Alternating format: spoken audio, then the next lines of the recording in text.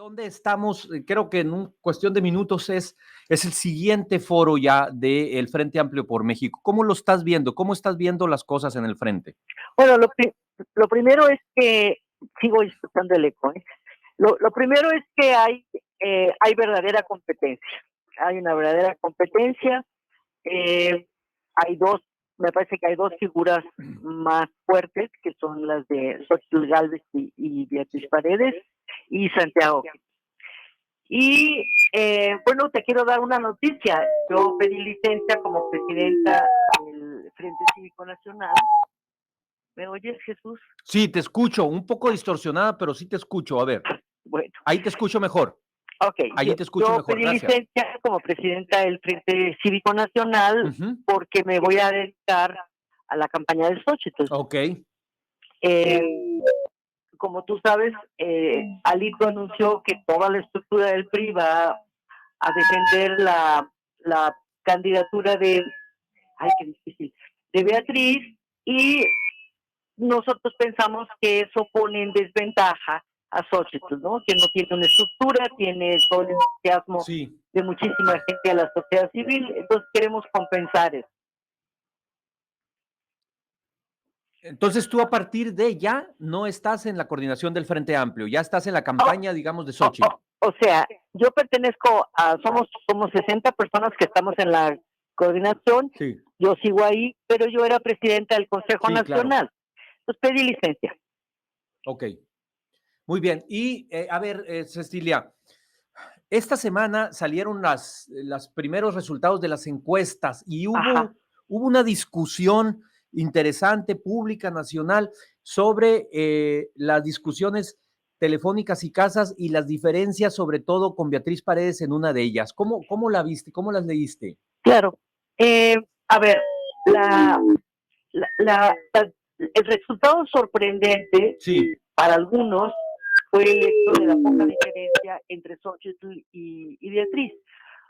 La verdad es que a mí me parece una proeza de Xochitl que con 6 semanas haya pasado del 10% de conocimiento del nombre a algunas encuestas está en 38%, en otros está en 42%.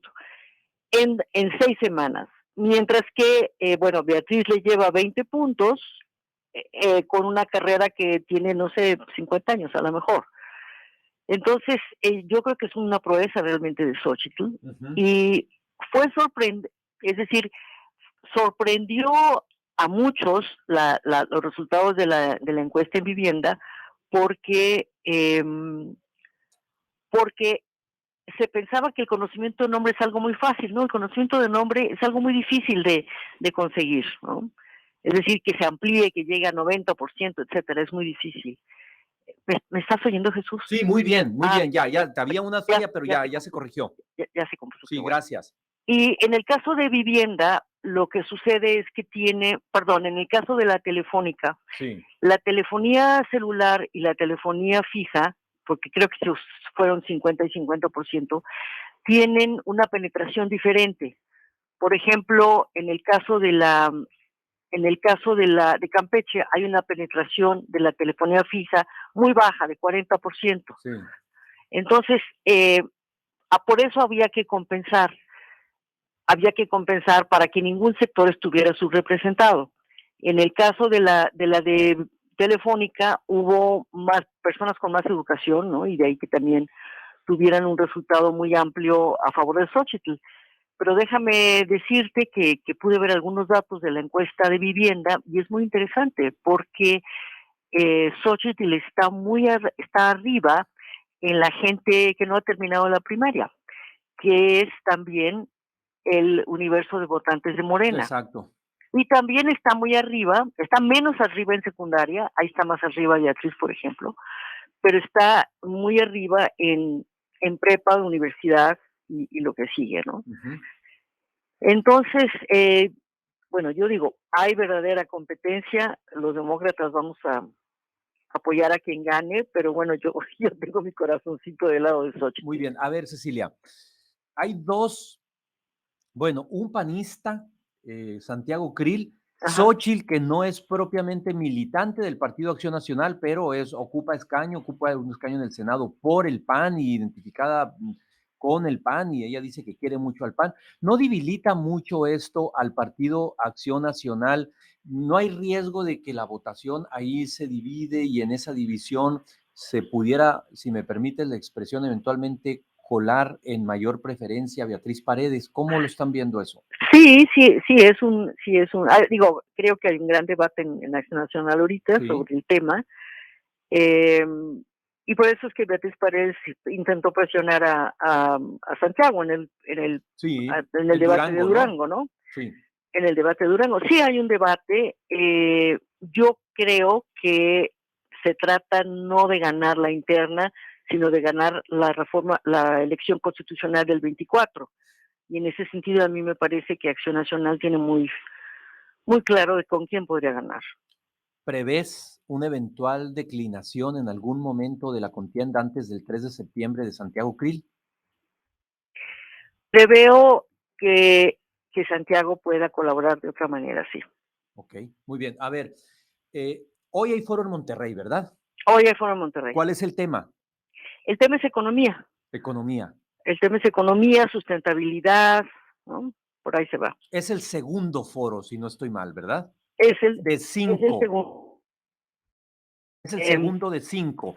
A de ese ver, y pueden hacer propuestas ahí las candidatas y el candidato, o las dos precandidatas y el precandidato, para ser más preciso, pueden hacer propuestas, porque luego ya ves que el El INE INE no está. nos deja así. Sí. Pueden esbozar ideas de propuestas, ¿no? Pueden Uh-huh. esbozar ideas de propuestas. Es decir, no pueden decir voy a hacer una reforma constitucional para tal cosa, eso no lo pueden decir, ¿no? O voy a hacer un tren de Hermosillo a Guadalajara, ¿no? Uh-huh. No pueden decir eso, pero sí pueden decir, creo que el transporte público más eficiente debería ser eléctrico y tal y cual cosa, eso sí lo pueden decir. Oye, Cecilia, ¿estás de acuerdo en que después de estos procesos internos, tanto el que se vive en Morena como el que se vive en el Frente, y pasando la elección del 24, los legisladores tendrán que hacer alguna reforma en materia electoral que quite todas estas simulaciones? Así es. Y así es, yo creo que no solamente eso, sino creo que también van a incluirse las elecciones primarias. Uh-huh. ¿No? Van a incluirse las elecciones primarias, como se ha hecho en Argentina, Sí, por claro. ejemplo, hoy en Estados Unidos, porque es decir, porque las formas de democracia que tenemos o que teníamos son ya formas un tanto obsoletas. Entonces, necesitamos una participación de la gente, necesitamos que las cúpulas partidarias dejen de tener el monopolio de la decisión, que es de hecho lo que los ha venido debilitando y alejando del electorado. Ahora, Entonces, uh-huh. ¿cómo imaginas el papel de quien quede como representante o como precandidata o precandidato, tanto en uno como en otro frentes, tanto en Morena como en el Frente Amplio, después del 3 y del 6 de septiembre? Es decir, la materia para hacer precampañas, pues ya se terminó. Las precampañas iniciarían la última semana de noviembre. Las Así es. precampañas las estamos viviendo ahorita para efectos prácticos. Uh-huh. ¿Qué van a hacer quienes sean designados en estas primarias de 3 y 6 de septiembre, de esa fecha a marzo, abril, que empiezan las campañas ya formalmente? Nada más una precisión, Jesús, lo Sí. de Morena no son primarias, ¿no? Bueno, sí, pues es una elección directa, pues, ¿no? Es una Con mucha elección simulación. Yo coincido contigo. en donde probablemente la voluntad presidencial va a ser el mayor elector. Sí. Eh, a ver, en el caso del Frente, yo creo que en el caso del Frente lo más importante es que crezca el conocimiento de nombre del candidato o candidata por todo el país y empezar a tejer las redes y la estructura electoral para el 24.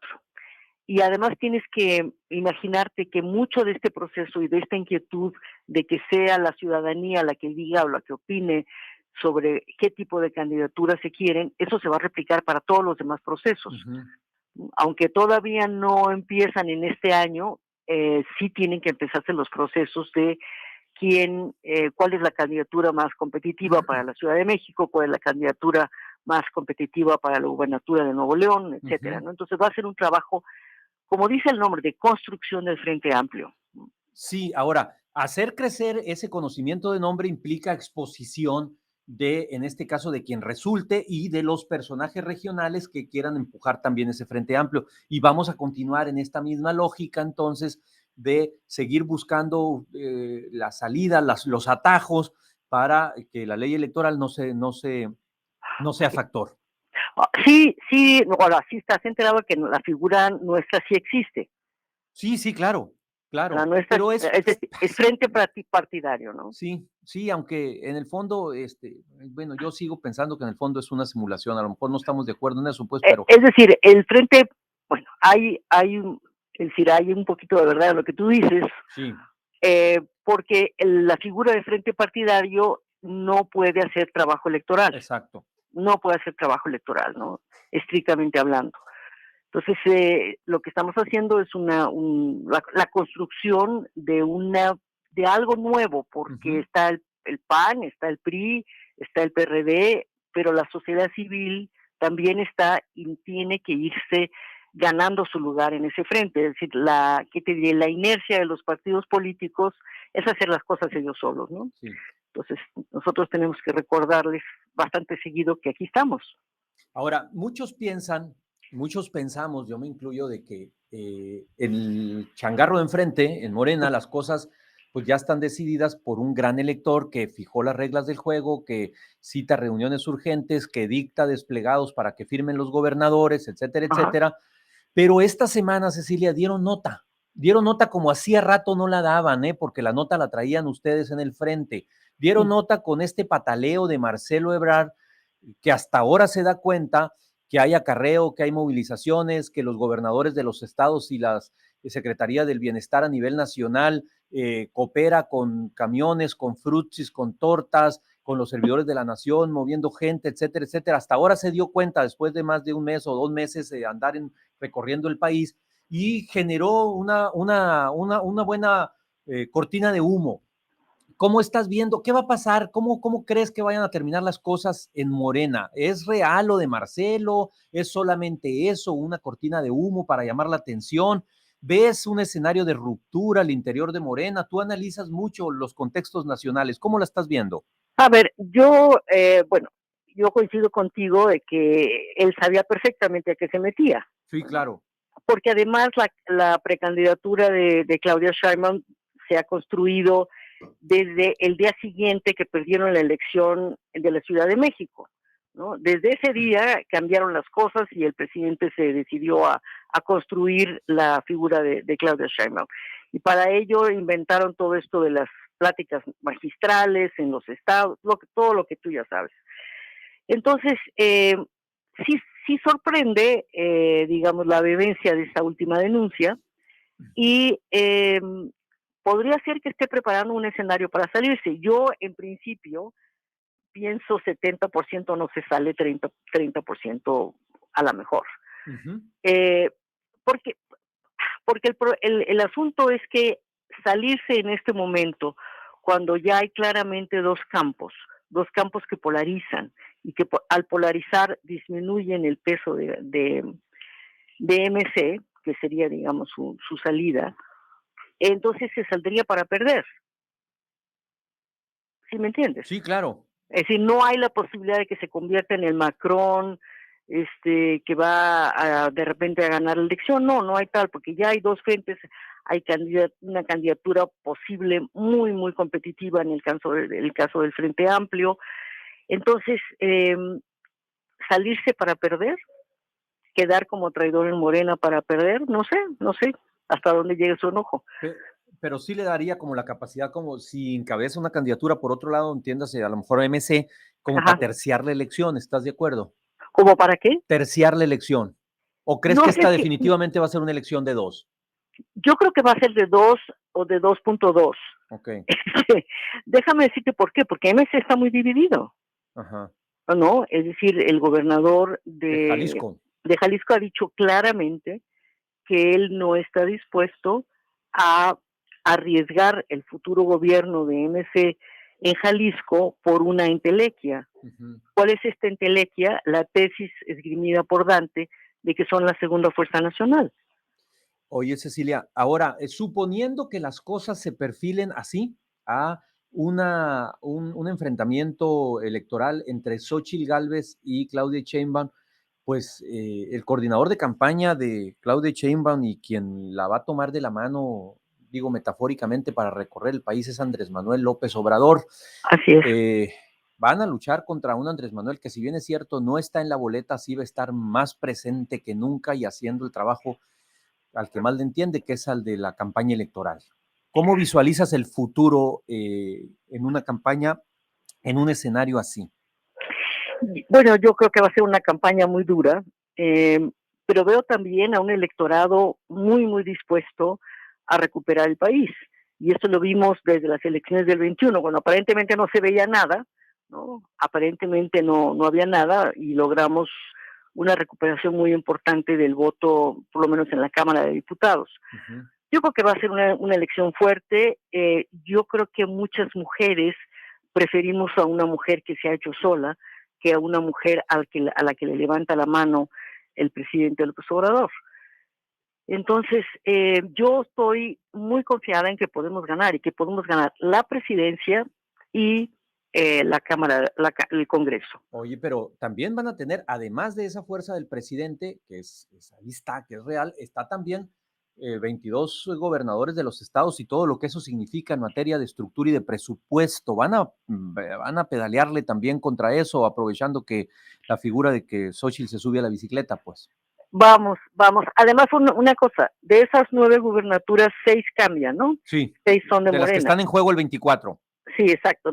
Hay 9, pero pues hay que pelearle gubernaturas a Morena. Sí, exacto, pero hay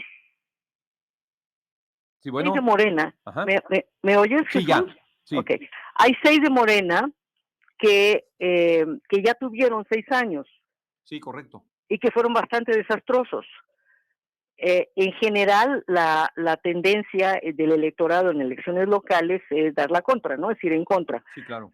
Eso también es un riesgo para el PAN, que tiene 3 gubernaturas, ¿no? Sí. Entonces, pero yo creo que esos gobernadores no van a poder tener tanta libertad de manejo de presupuesto, etcétera, etcétera.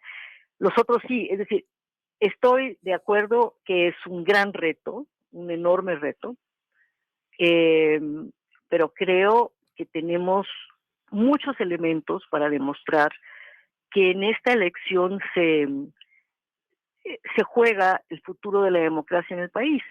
Una cifra que me gusta mucho mencionar, que me parece muy elocuente, es que en el próximo sexenio se renuevan 6 puestos de ministros de la Suprema Corte de Justicia. En 2024, 2 ministros se jubilan y la manera en cómo se renuevan esos cargos es que si el presidente o la presidenta envía por 2 ocasiones una terna al Senado y esta es rechazada porque no alcanza las 2/3 partes, el presidente o la presidenta puede nombrar a dedazo a los ministros. Entonces, ahorita tenemos 8 votos, ahorita hemos alcanzado 8 votos para declarar inconstitucionales varias leyes.